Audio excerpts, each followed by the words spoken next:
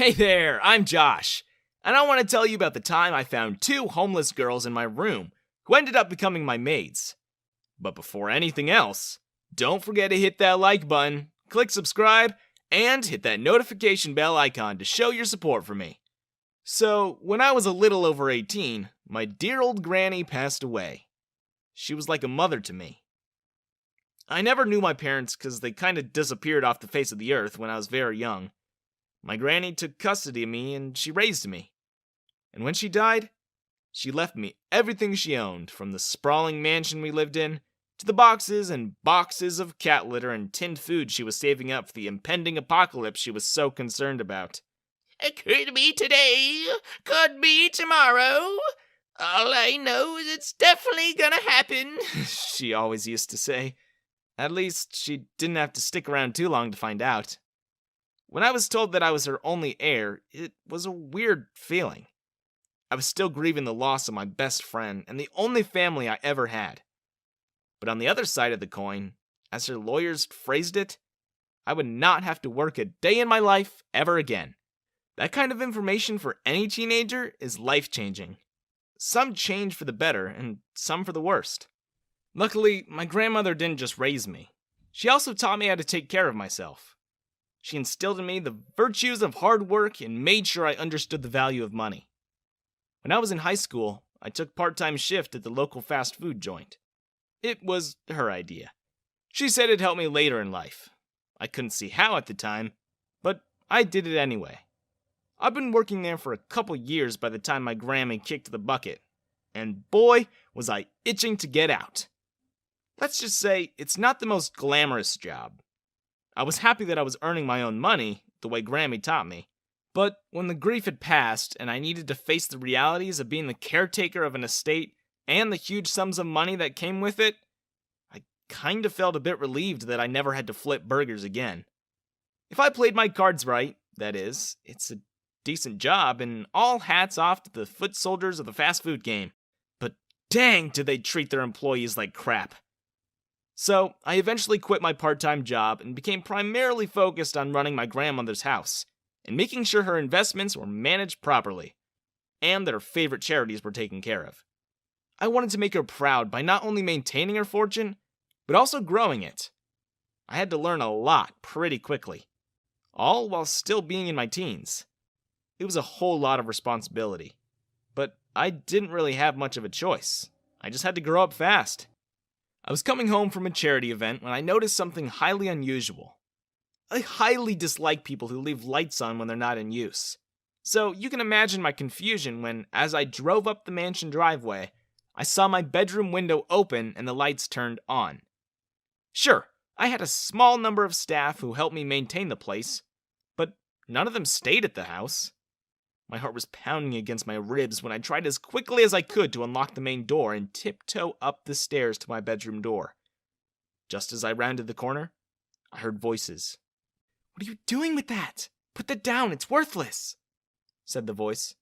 "I was just wanting to see who lives here," answered another voice. "Why, you gotta be harping on me all this time." And then, mostly to herself, she muttered a curse. "I heard that," said the first girl. By the sounds of it, they were rummaging around my room. Thieves! I quickly dialed for the police. I knew they might be too late if I ended up getting hurt in the confrontation, but, well, what else was I supposed to do?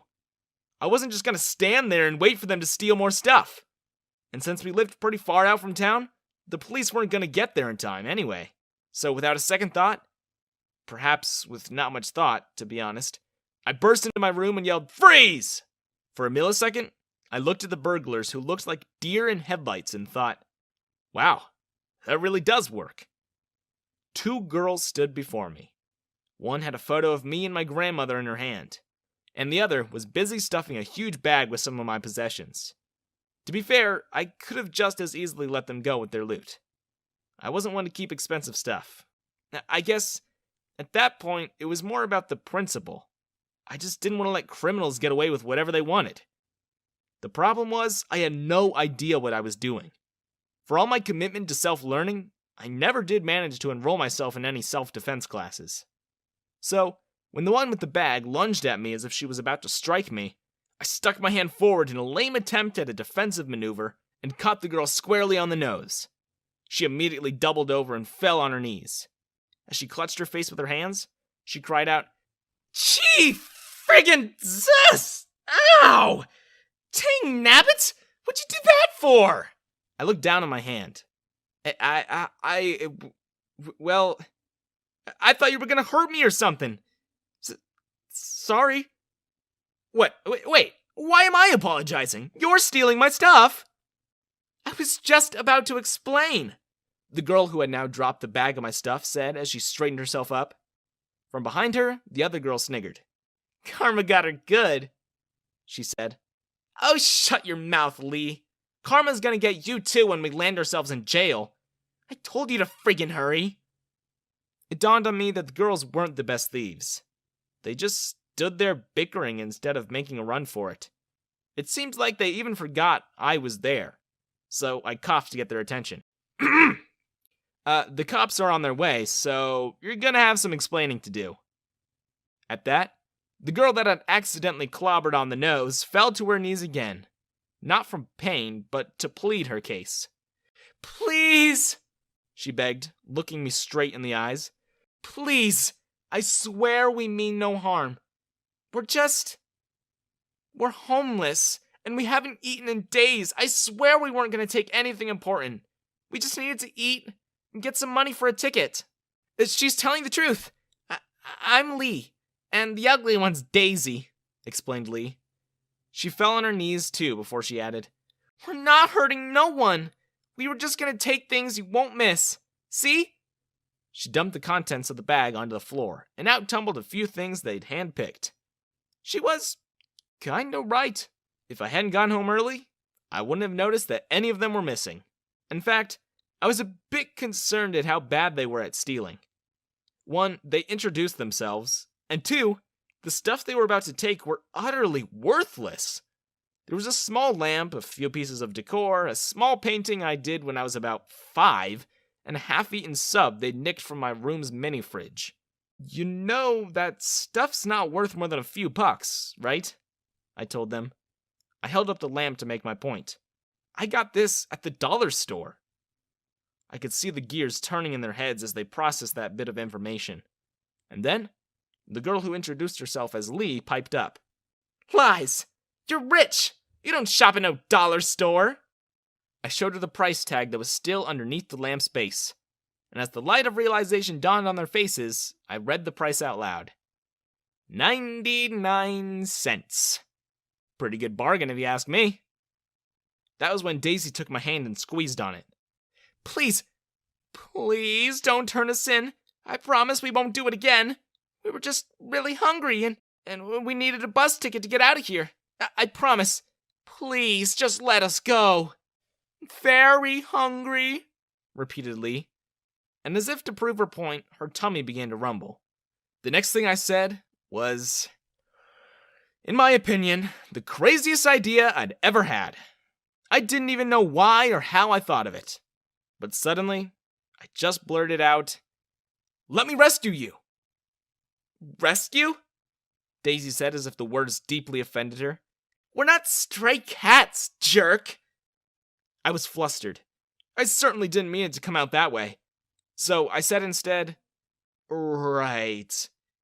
No, I mean, let me help you. In any way that I can. Please." "Help us?" said Lee. "We just tried to rob you. What are you even saying?" Nah, interrupted Daisy. "You're trying to stall, huh? You're trying to buy time till the coppers get here. Come on, Lee, we gotta run." Before they could leave, I grabbed Daisy's arm and said as earnestly as I could, "I mean it. You said you were homeless and hungry. Let me help you. I don't want you to go back out there and steal from other people. Next time, you may not be so lucky. I don't want you going down the road. Please, let me at least give you a job or something." Job?" asked Daisy, her curiosity finally getting the better of her. "I've got a big house. I live by myself. I think I might need a maid." Or 2, I said with a smirk. What do you say? You're crazy, said Lee. You're really talking about giving a job to 2 girls who just tried to rob you? I certainly am, I smiled. Please, come sit with me in the kitchen. At least you said you were hungry. Let's talk about it over some dinner, yeah? It seemed, despite their better judgment, and mostly because of hunger, the girls stayed. We talked about how I wanted them to look after the house if they promised to not steal anymore. In exchange, I'd pay them a good salary, give them rooms, and provide them with meals. You're crazy, said Daisy. Said the one who tried to steal a 99-cent lamp, I chuckled. You're crazy, but that'd really help us a lot, Daisy said. Under the bright kitchen lights, and despite the word that Lee used to describe her, I saw that Daisy wasn't ugly at all. The police finally arrived. At the sound of the sirens, Daisy and Lee almost took off, but I told them I wouldn't let the cops take them. I gave some lame excuse to the police and apologized for wasting their time. They told me off and left. It's been about a month since Lee and Daisy started working for me. They eat a lot, and Grammy's cat hates them, but they clean well, and they're hard workers. And hey, I'm living with 2 maids. They smile sometimes, so no complaints here.